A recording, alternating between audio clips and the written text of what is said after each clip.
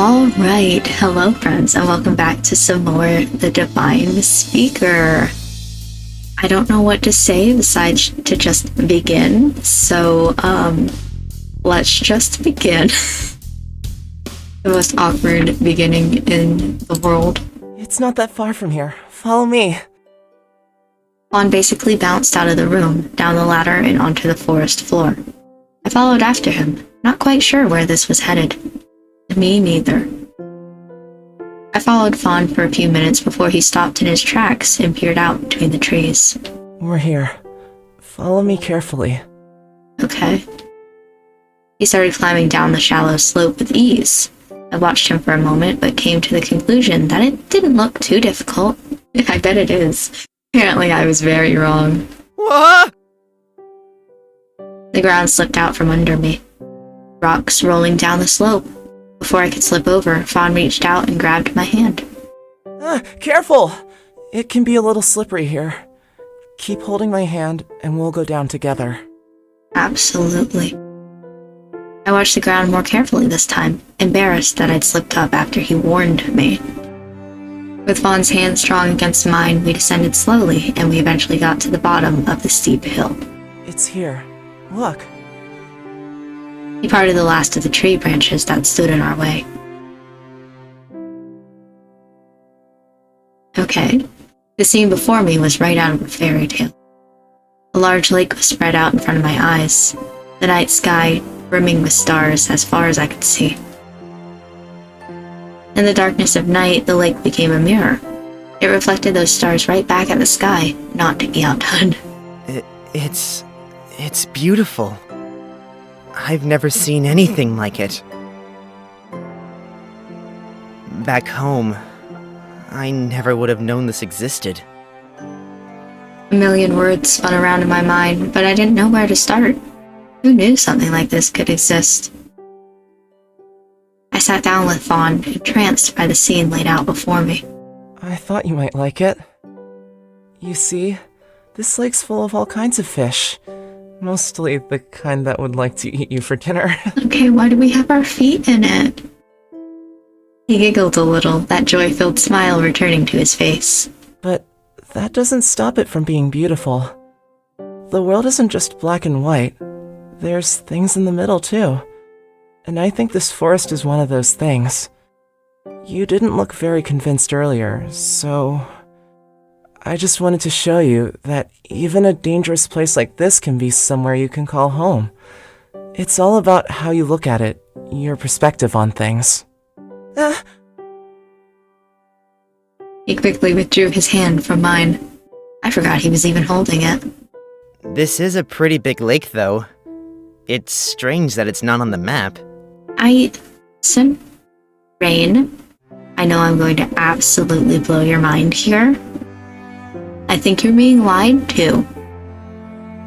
But continue. I haven't seen a map in a while, so I'm not sure. He was crimson red from the top of his ears to his chin, like a tomato. Silently, we sat side by side. We watched the fish just below the surface, stars that almost seemed to dance around us.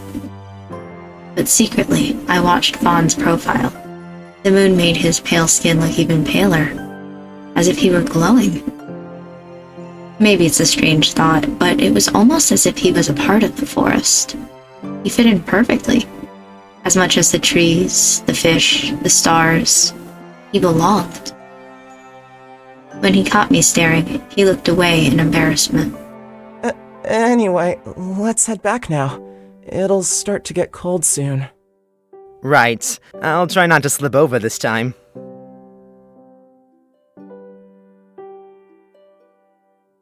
As soon as we got back, a wave of exhaustion passed over me. Without delay, I started preparing for bed. Everything caught up to me at once. It really had been a long day. I rolled up my sleeve and looked again at the markings that ran down my arm. I suppose there's no point hiding it from him, is there? He's bound to find out one way or another, and I feel like I can trust him. Hey, Fawn? He looked over at me with sleepy eyes. I wanted to show you something. Yesterday, when I was still in Aurelia Cavella, it suddenly appeared on my arm. It hurt, like it was being burnt into my skin. I lifted up my arm and showed it to him. I've seen this writing somewhere before. Okay. With speed, he rushed to my side and grabbed my arm.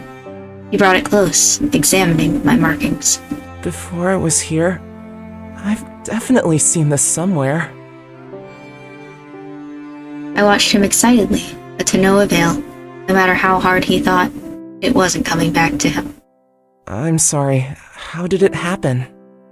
I'm not sure. One minute I was in a crowd of people completely fine, and then I was suddenly in so much pain, I blacked out. And when I woke up, it was there. Maybe it's not important. He watched me carefully, thinking. It sounds important to me. I'll keep thinking about it. Maybe it'll come back to me in the morning, after we rest. Turn around while I get ready for bed. Fawn got into bed first and hid himself under the covers quickly. I shuffled in next to him. It was a tight squeeze, seeing as the bed was only made for a single person, but we had enough space to avoid touching. I scooted over further, giving him more room. Why are you out here anyway? Fawn glanced at me from over his shoulder, back still facing me. They. I tried to think up an excuse. Anything would do, really, but there wasn't any to give. I got exiled. I went somewhere I shouldn't have gone. Honestly, I thought I'd be dead by now. We've always had it drilled into us that you can't survive out here. But for some reason, it's not quite as bad as I thought it would be. Fawn smiled at me sleepily before turning back over and drifting off to sleep. It didn't take long for me to follow after him.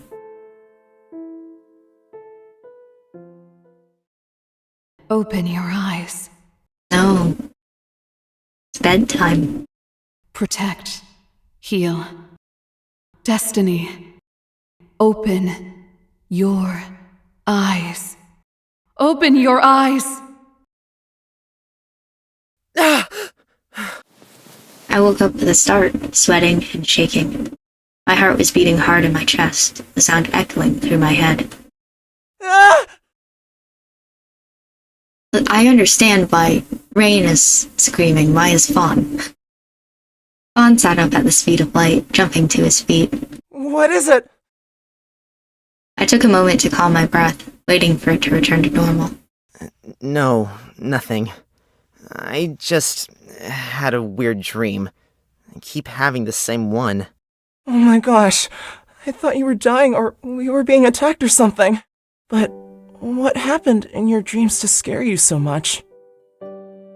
What part was scary? I thought back over it carefully. A booming voice, darkness all around me. I'm not exactly sure if it was scary to begin with. But every time, they seem to get more powerful. I don't really know. There's voices.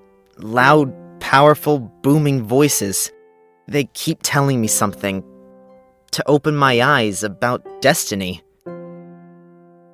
Fawn stopped for a minute, like he does occasionally when he's thinking about what to say. Maybe it means something? It could be some kind of vision. Vision? Things like that don't exist, though. Really? I've heard there are some people with strange abilities. So, I don't see how having visions is much different. But we've always been taught that just forget it. I'm sure they don't mean anything.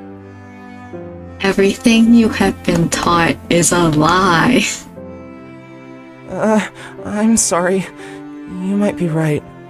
I was just thinking out loud.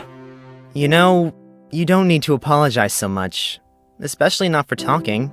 You didn't do anything wrong. You're right. I'm sorry. I mean... Okay. Fawn quickly busied himself, moving around the room and preparing food. I looked outside. The sun was just starting to show in the distance, so it was still early. A light mist spread out through the trees. We ate more scavenged food and watched the sun as it rose up above us. Something about all this seemed too normal, like I'd already spent a lifetime here. The events of a few nights ago seemed so distant. All that exists is now. Rain, I was thinking. I know we've only just met. Would you like to live with me? Here?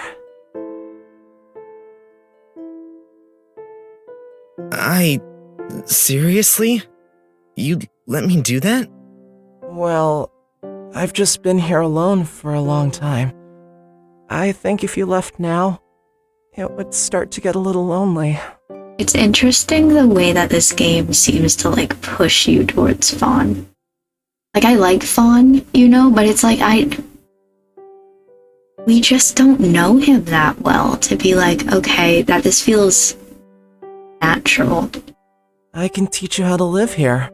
Where to go, where not to go. I'm sorry if that's too forward. We've only just met after all. What am I thinking? Sorry. Well, it's not like I have anywhere else to go. Like he said, he hasn't seen anyone else out here. We might as well stick together if he's offering. The only other option would be to wander around alone.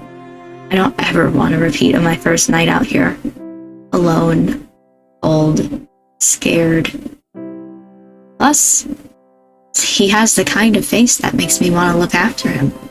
Watching him babble like that is kind of endearing. I would be very happy to stay here with you, if you'll have me. Really? I was sure you'd say no. His face brightened up instantly, a smile crossing his lips. He really does want me to stay. Then how about I show you around a bit today? Only if you want to. If I'm really going to live here, I'll have to learn my way around. I can't just trail after Fawn forever. He's doing me enough of a favor by letting me stay. Yeah, that sounds good to me. I like that. I ate the last of the red berries while I got dressed, the sweet taste lingering on my tongue for a while afterwards. I spent the day wandering around the forest while Fawn gave me the lay of the land. He showed me a few landmarks I could use to get back to his house if I ever got lost. I quickly learnt which berries were safe to pick and which could poison you just from touching them. He said there's a lot of deadly plants around, so it's best to ask if I'm not sure. It was like he knew everything. I suppose when you only have yourself to depend on, you kind of have to be a walking encyclopedia.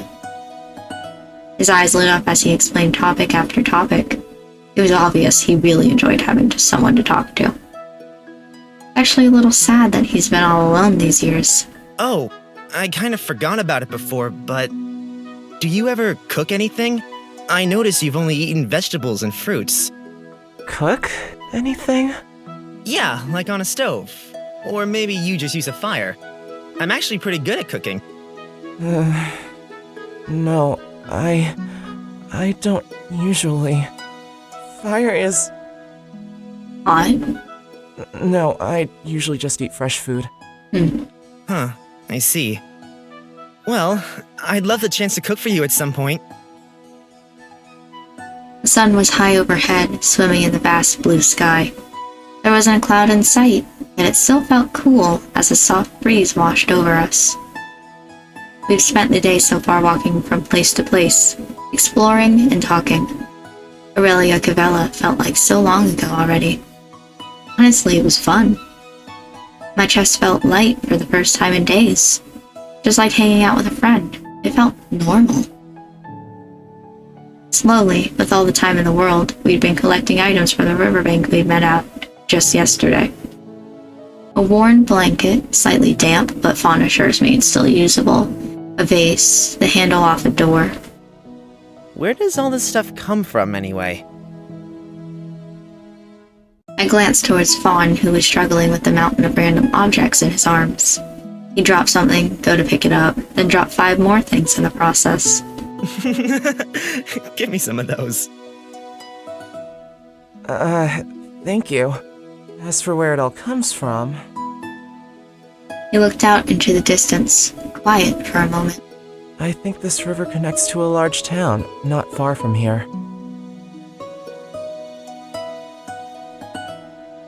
So, if you have been living in the... This is probably what Rain's just about to ask, but if you've been living in the forest, basically your entire life, you came here as a kid and just kind of started living all by yourself, and you have a river that you know goes towards some sort of civilization because you're finding all these things, why are you not just going to civilization? Like, what's the reason for staying in the forest? What is your tragic backstory? I guess they must dump things into the river, and they come downstream and get caught on the banks. Giving them another use is better than letting them sit here. It makes me sad to see the wilderness so full of trash. I doubt everything is being dumped. I think there's something else going on, but okay. Well, we do have a river running through town. I've never seen anyone dump anything in it, though. There's just so much here. It's hard to believe it was all just dumped. It could be a different town. I've never been there, so I'm not sure. There he goes again. What do you mean? It could only be Aurelia Cavella. But there's a few other places nearby, too. Are you sure you aren't a little confused? Where else would there be? It's just the forest. I don't think there would be a lot of others like you living out here. But that's not... Before Fawn could respond, we heard a low growl coming from the bushes to the left of us. I didn't even have time to think. Neither of us had a chance to react before an animal bounded out of the grass, straight towards me. Watch out! I braced myself for impact, but it never came. Instead, I was shoved and fell to the ground. From the ground, I finally got a look at the thing that was slowly circling around Fawn. It was small and gray, teeth bared in a snarl. That is small. A wolf. It must be young by the size of it. Its dark eyes were set on Fawn, unmoving. Before he could get to me, Fawn pushed me away and took my place. What's he thinking? This is dangerous. Fawn stared back at the furious animal, not backing down. He slowly took small steps away from the animal, careful not to show his back. Hey, just get up slowly and sneak away. I'll deal with this. The hesitation was gone from his voice. The jittery, nervous Fawn I'd gotten used to was nowhere in sight. Leave! We aren't scared of you! In large motions, he waved his arms as he shouted. He was either trying to scare it or distract it long enough for me to get away. Rain, quickly! His voice was quiet, but powerful, commanding. Making sure not to take too sudden of a movement, I crept up from my place on the rocky ground, shuffling away from both Fawn and the wolf. My heart was beating 1,000,000 times a second. I could hear the pounding in my ears and felt it throughout my whole body. Please, lords, let them not hear it, too. Fawn glanced at me out of the corner of his eye, still not turning away from the wolf. Go back to the house. I'll leave after you. I can't leave you here! You could... It both started and was over in the blink of an eye. The wolf jumped straight at Fawn's face. Swiftly, he raised his arms to shield himself and ducked to the ground. When the wolf was directly over his head, he lifted his arms just enough to touch it and threw it into the river. The wolf crashed into the water, splashing about and whining loudly. Quick, now! We both picked up the pace, running away from the river as fast as possible. Fawn grabbed my arm and pulled me along in a vice-like grip. Behind us, all he could hear was furious splashing. I thought we were meant to go slowly! There's no time. Just go!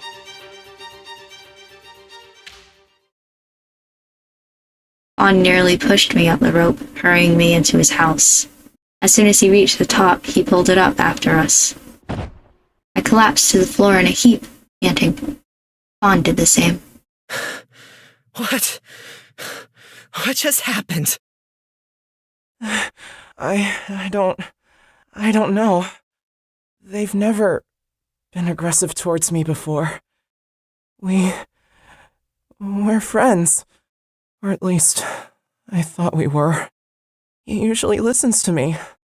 I feed him when I can. My breathing may have nearly turned to normal, but my heartbeat was nowhere close. I looked over towards Fawn. Something red was dripping down onto the wooden floor. What? You're hurt! With a downcast expression, he rolled up his sleeve and examined his arm. Long, red lines of blood dripped down and splattered against the floorboards, standing out as clear as day. He hid it behind his back, like a child with something they shouldn't have. We have to bandage it or something. I know a little bit of first aid, enough to help look after the kids at home, but is it enough for this? He had piles and piles of random bits of cloth around the room, but every time I tried to pick one up... Wait, not that one. I just found that the other day. Fine. If you really won't let me bandage it, then at least let me look at your arm. I didn't wait for his objections. He turned his arm to face me. I think the blood made it look a lot worse than it was, but it still looked quite painful. I reached out to take hold of it.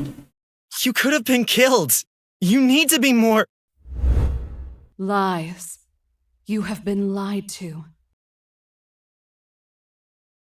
I mean, yes, but why now? Protect him. Why? Destiny, open your arms. Take his pain.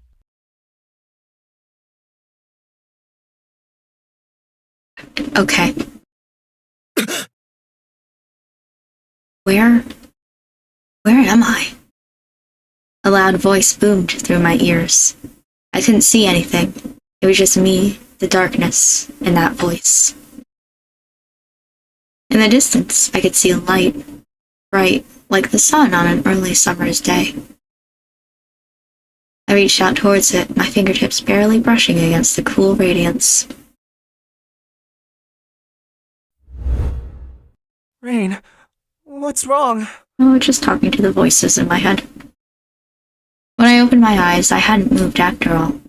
I was still in Fawn's house, holding on to his arm. As soon as my fingertips touched Fawn, my vision went black. It just happened. The darkness was gone, and so was the voice.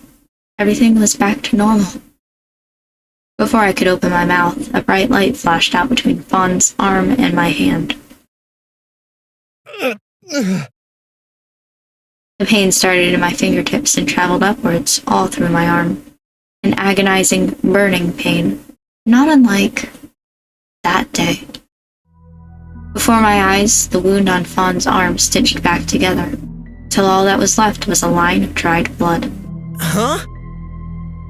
My arm began to ache in response. When I rolled up my sleeve to look, my jaw nearly hit the ground. What is this? It hurts. Blood started to run down my arm and drip onto Fawn's wooden floor, just like his did only a moment ago. It really hurt. This is the worst superpower I've ever seen in my life. Is this what Fawn felt? The same gash that was on Fawn's arm was now on mine. I locked eyes with Fawn. He looked just as confused as I did. Huh? What did you just do? That wasn't you? He shook his head lightly. I pressed space before I finished reading it. I think the rest was eyes wide. My mouth hung open in shock. I have absolutely no clue what just happened.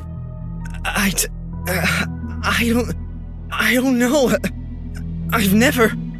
This has never happened before. It's like It's like you healed me. But now you have it instead. So tired of my bangs in my face. So I guess it's more like You took on my injury in my stead? What? Just then? Everything you do in life has an equal reaction and consequence. So... Ouch! You didn't tell me it hurt this much. He really was hiding how painful this is. When I touched you, I heard the same voices that have been in my dreams lately. But this time, they were clearer. They told me it was my job to protect you. That I'd been lied to. Something about destiny. But my destiny... I thought back on the judgment I received 18 years ago. The fate that's controlled my whole life up until now, and will continue to do so for the rest of my life. The judgment that I was reminded of at every opportunity. Even if I succeeded, I was pushed back down. After all, what could a useless boy with a useless judgment do in life? It's not something I want to talk about. Not yet. The judgment I was given when I was born, it was nothing like this. What could this even mean? Fawn stopped again, thinking. But destiny is what you make of it, right? If you just live your life to what someone told you so long ago, you'll never get anywhere. It's not like you don't have the power to change it. The destinies we receive are never wrong, though. The speaker is never wrong. I looked down at the cut on my arm again. My destiny couldn't be wrong. I suddenly remembered the morning I woke up in the forest, the flowers that hadn't been there the night before. Did I have something to do with that? Maybe Fawn is onto something. Or maybe not, I don't know. Despite his temperament, Fawn really has a way with words. I almost believe in what he's saying. I guess I better bandage this after all. Okay, but don't use that cloth or that cloth or that cloth or... Yeah, let me help you. Even though he refused a moment ago, he quickly wrapped my arm up, not missing a beat. No matter how closely I looked at my wound, it didn't go anywhere. It was really there. That really just happened. This could be an amazing gift, but I couldn't help but think about how dangerous it could be too. And how come this has never happened before? How could something like this happen out of nowhere? What triggered it? Oh, Fawn? He jumped, surprised when I called out to him so suddenly. You were really cool back there, though. I really felt like I could depend on you. His face flared up again, as red as a rose. Who knew you could be so dashing? After everything that happened, it was finally starting to get dark out. The sun was setting over the horizon, leaving the forest cold and quiet. Actually, there's one other place I'd like to show you today. Okay. Is that a good idea? Do you think the wolf is gone? Yeah. We'll be going the opposite direction, so...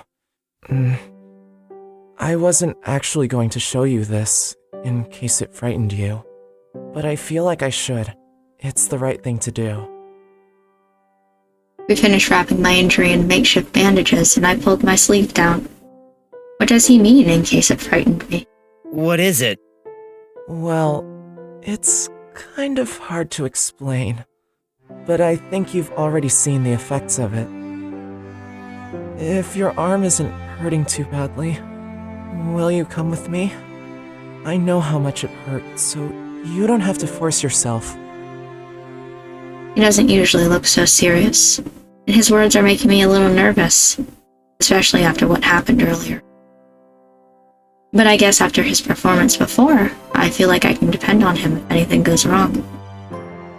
Plus, I've got to show him that I can protect him too, for some reason. Yeah, sure. I followed Fawn down the ladder through the growing darkness. This time we walked for what felt like forever. On and on, everything looked the same, as if we were going in circles. My arm throbbed with every step, but there wasn't much I could do about it now. I just had to suck it up. It was already pitch black out here. I hope Fawn knows his way. I watched Fawn's back while I walked. He had slim shoulders and a small figure, but he still looked fit. Maybe even more than me. He's probably strong, too. Muscular, but so slim. I guess living out here, he would have to be pretty in shape.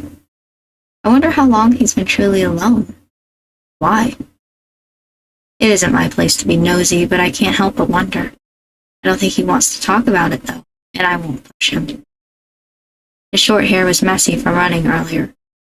Well, messier than it usually was, which is saying something, since it's usually pretty wild anyway. At least he's not injured anymore. I felt at my arm just to confirm that the bandage was actually there. Yeah, it was. It really happened. I pulled up my sleeve enough to glance at my other arm. The markings still stood against my skin as much as the day they appeared. These markings, those dreams, Fawn's injury, what connects them? Is it all just one big coincidence? No matter how much I turned these thoughts around in my head, I wasn't getting anywhere. Nothing made sense. Whoa. Absorbed in my thoughts, I bumped straight into Fawn when he suddenly stopped in his tracks. Shh. Look. I peered out over his shoulder. My body instantly stiffened up. What is that? The forest in front of us is filled with some kind of blue, glowing mist that gently swayed back and forth to an unseen rhythm. The color was unnatural, yet beautiful. In the haze, I could almost see faces. Blue, lifeless faces. 1 second they were there, and the next there was nothing. It's as if my mind is playing tricks on me. The forest spirits. They're angry. I don't like that shadow in the background. That kind of looks like a person, but also kind of doesn't. I listened closely to him, my breath stuck in my throat. We stood a distance from the mist and peered out between trees. They didn't originally come from here. The town to the west of here. The one that you're so sure is your home. Every once in a while, they dump things out here. Most of the time, you wouldn't be able to tell what they are. But sometimes, they're still whole. I gulped. A cold sweat ran down my back. My hands shook. I tried to hide them from Fawn, who looked as calm as ever. Things? I think you already encountered it before. The arm you found before we met, they've always been here, since before I came.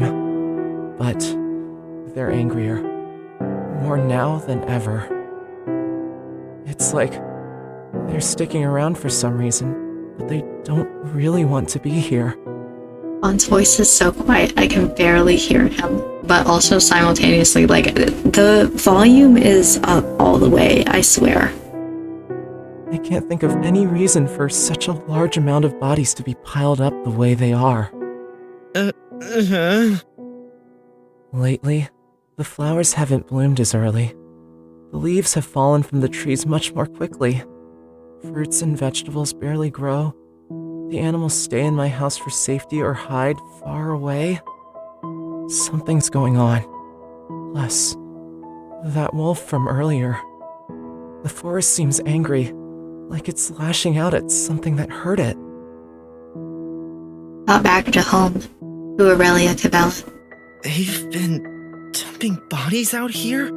It's probably all the old people that you said went to the farm. I couldn't watch them for even a second longer. They were terrifyingly beautiful, enough to make me feel ill. Feel ill. This can't be real. Surely if I just look away or close my eyes, they'll disappear. But the speaker says that those that die get buried in Azros, with the elders that live there. I don't know anything about that. But bodies definitely get dumped out here, and their spirits linger for some reason or another. I wasn't sure I should show you this. I wanted to show you beauty rather than scary things, but you deserved to know. If you want to stay here with me, then you would have found out eventually. It's better if you learn from me. I held on to the back of Fawn's shirt tightly. There's nothing I could say. Let's go back now, okay? Just don't come back here by yourself. I've never let myself be seen by them, and I wouldn't want you to find out what they'd do to you if they did. I looked back at the hazy figures one more time. They floated back and forth, silently. It couldn't be true. None of it's true. Surely they've come from somewhere else, but where? Where else is there? The speaker wouldn't lie to us. My mind flickered back into his icy eyes. The way he stared me down, despite never speaking to me before. Let's go. I kept a hold of Fawn's shirt as we turned to leave. Something deep inside of me told me not to turn back, but I glanced over my shoulder. The figures had all stopped. They looked like they were staring right at me. Or was it right through me? My head whipped back around. I didn't turn back again. The journey back to Fawn's house was both chilling and uneventful. Even when I expected something to jump out and grab me, drag me back into the pitch-black darkness, nothing came. I held on to Fawn's shirt the whole time, but he didn't seem to mind. So much for acting tough in front of him. My eyes darted around, desperate for something. Anything. No matter where I looked, I could feel those ghostly figures watching me. It's only my imagination, right? It's just the forest. Once we got back to Fawn's treehouse, I went up the ladder as fast as I could, and he quickly climbed up after me. All I wanted was the comfort of walls around me, even if they were in a tree. When I looked at him, his face seemed grim, his expression sullen. I'm sorry. Would you have rathered I didn't show you? I don't know if it was a mistake or not. They've always been there, but they've never left that area. It's like they're stuck there. I don't think they can follow us here, so we're safe. I wouldn't let you be hurt, you know. He looked away from me. Don't worry, because I'll protect you. He spat out that line before turning around and pretending to be busy.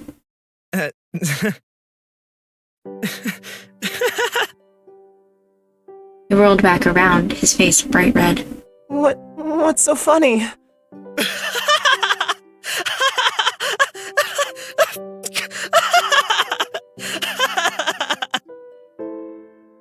He's lost it. I'm being serious. I couldn't help it. Rather, I didn't want to help it. It felt good to break the tension. No. I believe you. It doesn't sound like it. Sometimes Fawn really does seem to be full of youthful energy. What a brave guy. So dependable. Actually, now that I think about it... So, Fawn, I know you said you didn't know how long ago you came here, but do you know how old you are? He stopped what he was doing to think for a moment. His face was still as red as a tomato, though. I should have turned around 20 this year, I think. Whoa, no way! I can't believe I'm younger than you. This whole time I thought he was the same age as me. His small frame doesn't help that. Wait, how old are you? It was my 18th birthday 2 days ago. You got thrown out on your birthday? You looked pretty upset. Yeah, but like you said, there's always two sides to anything. I might have left my home, but I wouldn't have met you otherwise. I smiled at him.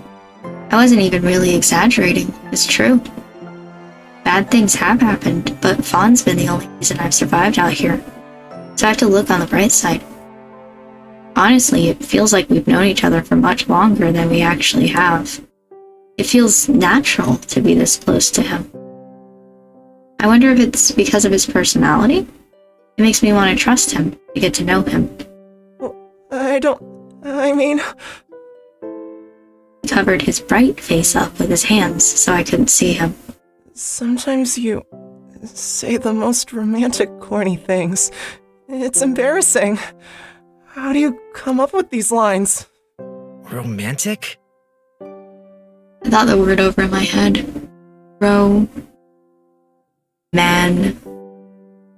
Tick? Nope, I've definitely never heard it before. What does that mean? He uncovered his face and looked straight at me. You know, like, kind of lovey-dovey, mushy. Lovey-dovey? Oh my god, remember in the first episode? It said something about how the speaker, like, it tells you your destiny when you get born, but then also, like, eventually matches you up, and I was like, oh, like soulmates sort of thing? Oh my god. Like, this entire culture of people just kind of get stuck with somebody. And that's their life now, okay. You know, love? Don't you dare question it. You can't be serious. It's what one person feels for another. And they get married, have kids, be in love, kiss, you know. It's that feeling you get in your chest when you look at someone you want to spend your life with. I've never heard of it.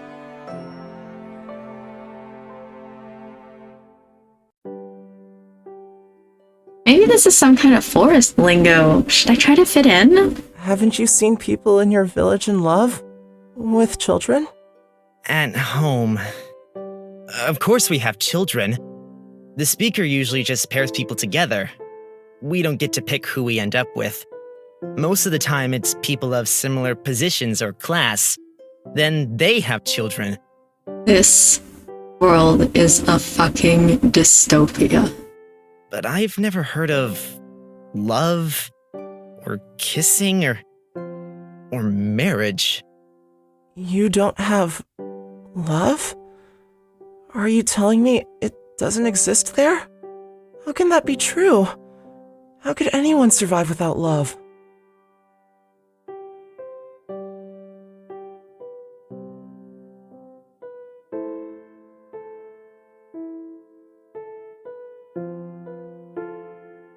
Doesn't sound important. Is it really that important? Oh my god, Rain. Of course it is.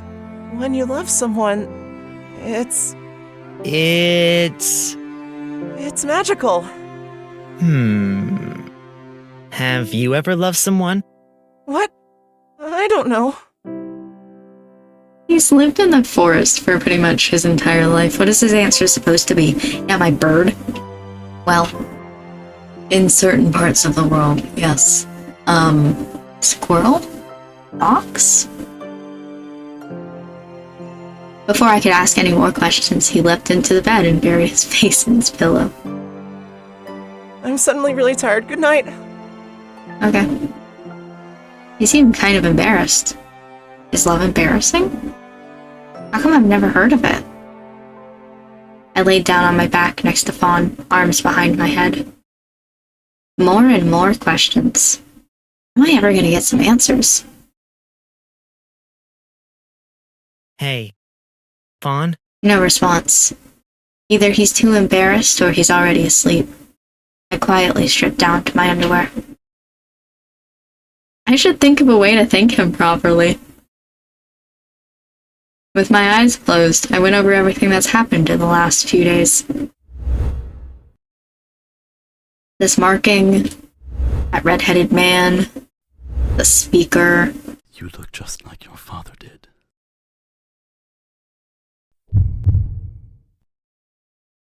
Did he know my father? How? Why? Why are we just now getting back to this conversation? No matter how much I thought about it, no answer came to me. Instead, I slowly drifted off to sleep to the sound of Fawn gently breathing. Wake up. I literally just fell asleep, woman. Quickly. Why? Spreading. Awaken. You know what? One of the ads that was in A Date with Death featured Fawn. I thought about it because the other day I was going into my recordings of A Date with Death to find that one ad that I was showing you in the last one. I think I know what's about to pop up. Wake up. I blinked open my eyes and turned my head to the side. Oh, another strange dream. Either they're getting less terrifying, or I'm slowly getting used to them. What a scary thought. If only I could understand what they're trying to tell me. Something's kind of uncomfortable. Oh, it's way too warm. I feel like I'm burning up. I tried to kick the sheets off of my legs to find that Fawn had wrapped himself up in them. I didn't have any. Is it so hot then? He was still asleep, a small crease in his brow. I wonder what he's dreaming about. He must be tired after everything that happened yesterday. I reached out and brushed a few strands of hair off his face. They were still stuck to his forehead, which was drenched in sweat.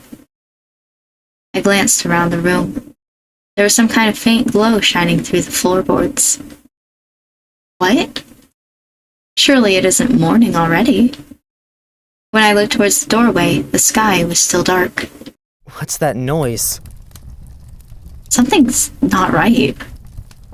I quickly slid out from beside Fawn and walked up to the door. My chest felt tight, and the air left my lungs. No. A wave of panic crept over me. The trees surrounding the house were engulfed in flames, and thick smoke billowed upwards towards the sky. The moon and stars were hidden. Why is there a whipping sound in this? Okay. Actually, it wasn't just the surrounding trees that were alight. Flames licked at the bottom of Fawn's wooden floorboards. It wouldn't be long until the whole thing was aflame. I grabbed my clothes as fast as I could. We have to get out of here quickly.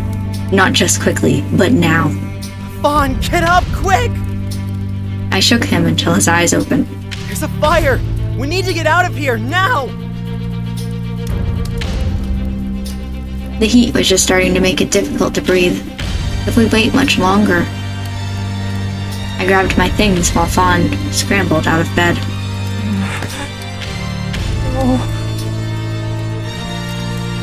Fawn stood completely still, staring at the ground. He made no effort to quicken his pace. Fawn, we have to go! Right now! Now! Listen, I didn't do it on purpose. I didn't mean... He was holding his head in his hands, staring at the ground. Even when I yelled at him to move, he stayed still.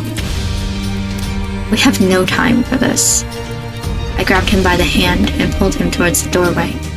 He didn't resist, but he also didn't try to run with me, instead letting me drag him along. The rope to get down was already alight, so that was off the table. Fawn, I want you to jump after me. Can you do that? Probably not, you're probably gonna have to push him, but... I looked over at him. He gave me a slight nod, but he wouldn't meet my eyes. I jumped first, barely clearing the flickering flames that were quickly covering the forest floor. Once I landed safely, I turned back towards Fawn, arms outstretched without a second thought. But he didn't move, told you. Fawn, do you trust me? He blinked a couple of times. He didn't say anything. He just jumped. I caught him in my arms and quickly set him down on the ground. We stood on the forest floor for a moment, still holding onto each other. and the reality of the situation started to sink in. I followed Fawn's gaze up towards his treehouse. Who could have done this? He looked lost. He didn't make any sound, nor did he cry as the flames began to engulf the entirety of his home. He just stared ahead, completely still. An unspoken sadness came from him, like his heart had broken into a million pieces. Fawn! Fawn, come on, please! We need to go! It isn't safe here! There's 2 of them.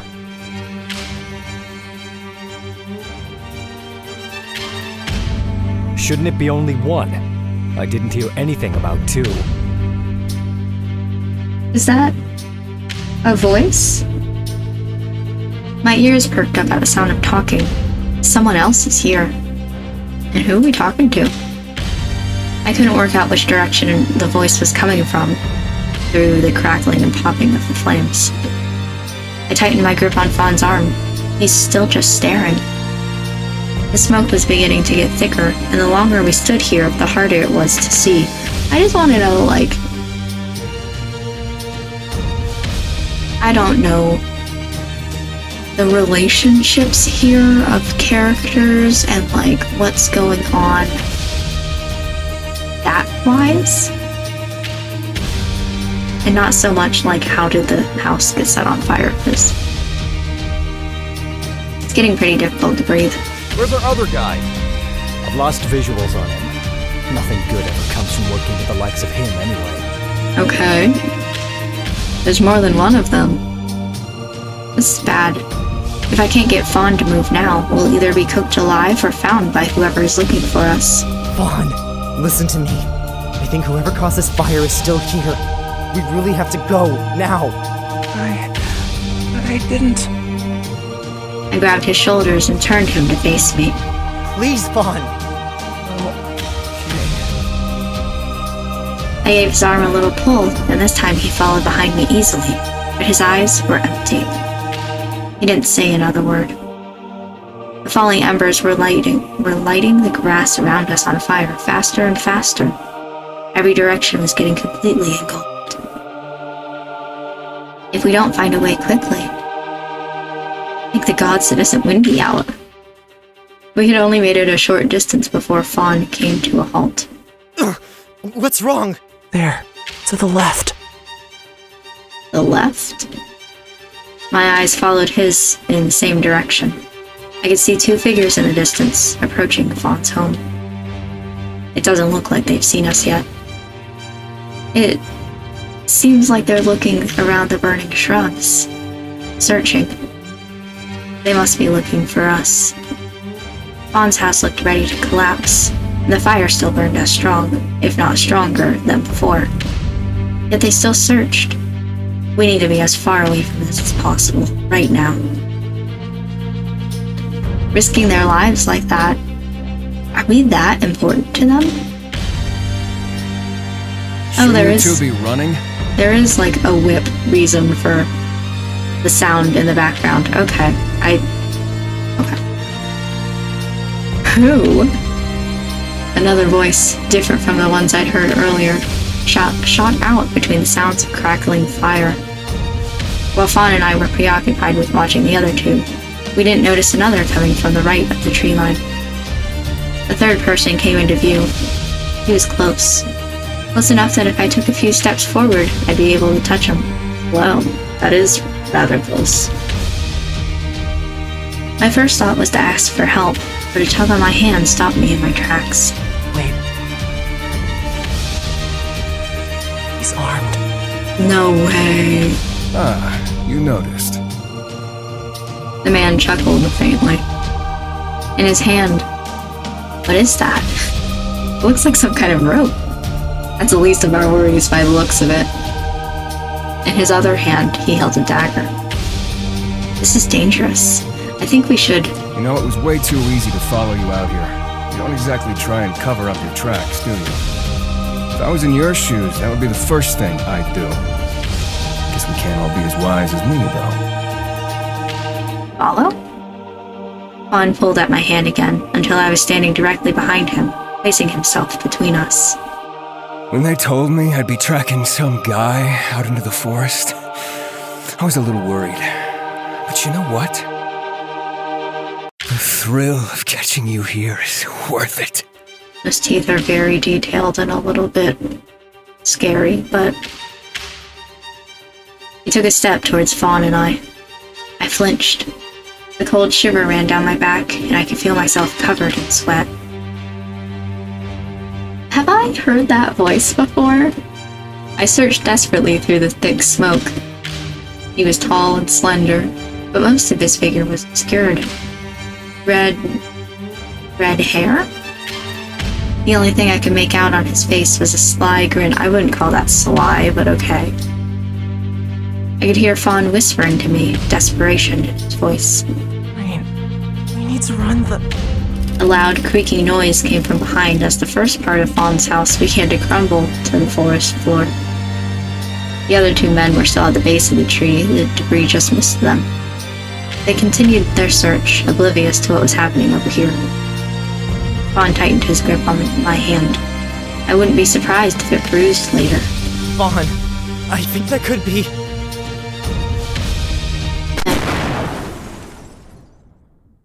Raen. Raen. Wake up. Well, to be fair, he wasn't exactly planning on passing out, I guess, but...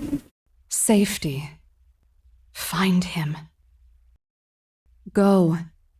Far from... here. Uh-huh. Where am I? I'm on the ground. Why? The fire? That man? Fawn. Fawn! Fawn! Raen. And now we're in the middle of the forest. When I sat up, the world around me spun. Fawn was sprawled out on the ground not far from me. I crawled over to him. He didn't look hurt, but he seemed pretty out of it. Are you okay? I'm okay. I just... what? Where am I? What just happened? He seemed a little confused, but I couldn't blame him. I'm confused too. I just hope he didn't hit his head. I checked over his body.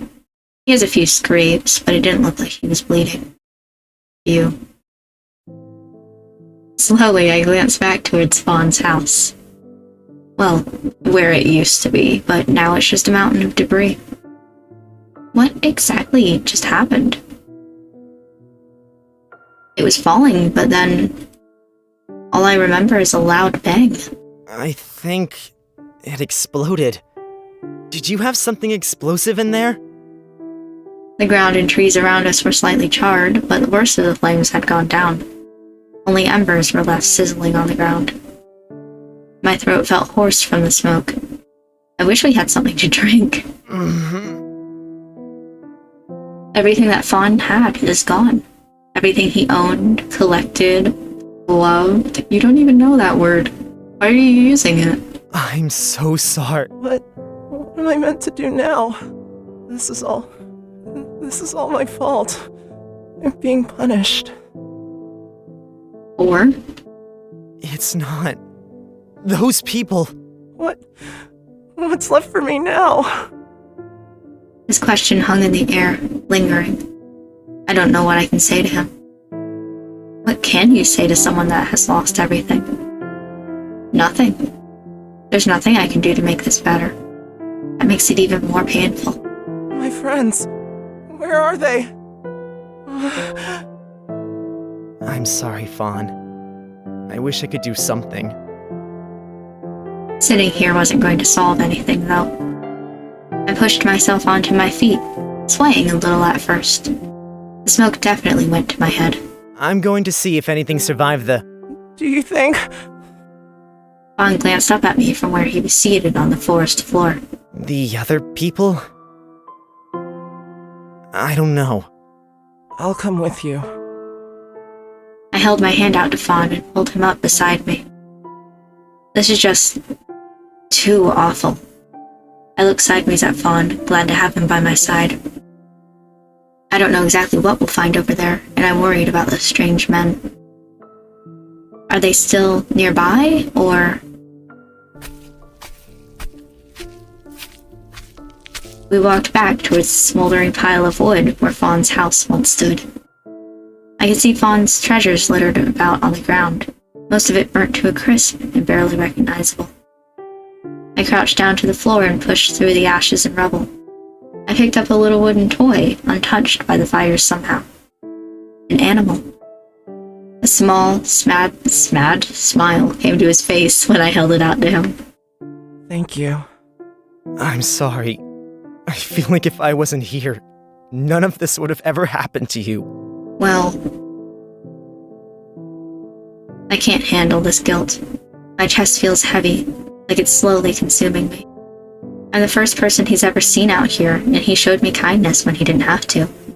Look what he got in return. His whole life is ruined in one night. Everything he's built up, everything he loves, again. You shouldn't know that word. We just went over this. All gone. No, it's not your fault. I don't want you to blame yourself. This is because of me.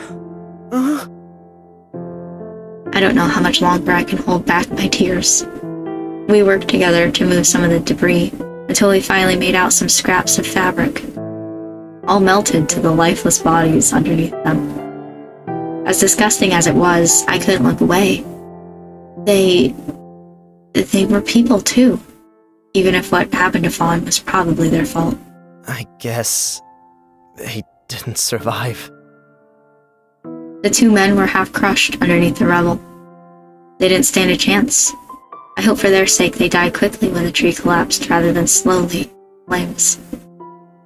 Fawn put his arm around my shoulders and turned me away from the gruesome scene. Don't look anymore. It'll only make it worse. You're right. Did you see the third one? I'm not sure. Everything's so burnt. He was standing so close to us, I could have almost touched him. He might have survived. If he's alive, is he still in the area? Or did he flee after seeing what happened to his companions? I don't know. I scanned the area. Nothing. Wait. I caught a glimpse of red between the greenery. What is that? Wait, look over there. I walked towards the vibrant color and pulled back the charred branches that stood in the way. My breath caught in my throat. Slumped up against the tree trunk was a man. Long, flowing red hair, eyebrows furrowed in pain, so you are still here. It wasn't the first time I'd seen him either. Oh my god, no way. The man that I bumped into only a few days ago.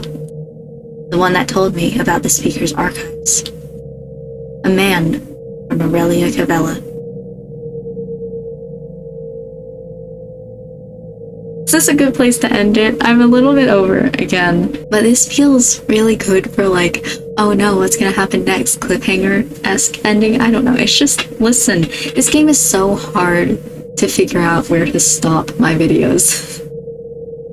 Because I keep going like, is this a good place to end? And then the very next thing is just continuing on. But some stuff happened in here. Like I said, because of the ads that were in A Date with Death, it wasn't all that surprising that the house was gonna go into flames. Kind of expected it to happen eventually because of Fawn. But it happened, it did it. And I'll have to see, this episode definitely wasn't as, I don't want to say fun, but there's definitely something with this game that I'm just not enjoying story-wise. It's a little bit awkward and seems to push you in a certain direction, but doesn't give you enough emotional impact to want you to care for that certain direction. But I am still interested in seeing, at the very least, to the end of the demo, seeing if it gets better from here and just like more of the plot continuing from here. So we will at the very least finish the demo, but I'm questioning whether or not I want to get the full game. I'm not 100% sure. But that is going to be it for this video, solely because we're getting a little bit long We need to end it eventually. So I hope you enjoyed this video. I hope you're interested in the next one. And I will see you then for the man from Aurelia Cabela.